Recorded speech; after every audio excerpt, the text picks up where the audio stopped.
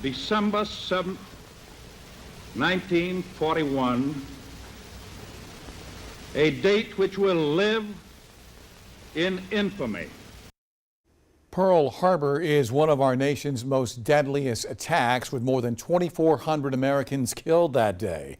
Today marked the 80th anniversary. News 19's Eleanor Tabone sat down with two veterans who remember that horrible day. 80 years ago, 16-year-old Vernon Brantley was leaving his church's youth group when he heard the paperboy yell, "Pearl Harbor bombed." He says he remembers the confusion and the panic the day of the attacks. He says it's the day that changed America's history books forever. Pearl Harbor bombed, and we just stood and looked at one another. No one knew where Pearl Harbor was.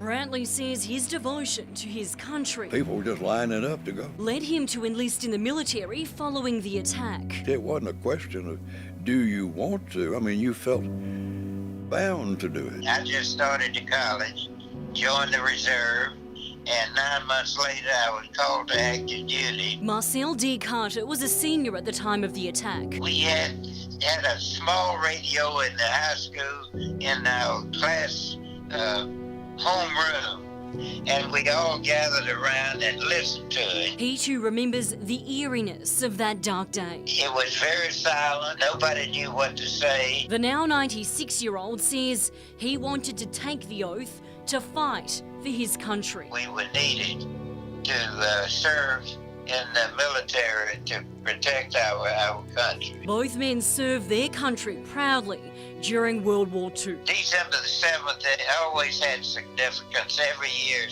since. Those of us who have survived it, we're blessed just to be here. In Columbia, Eleanor Tabone, News 19 WLTX.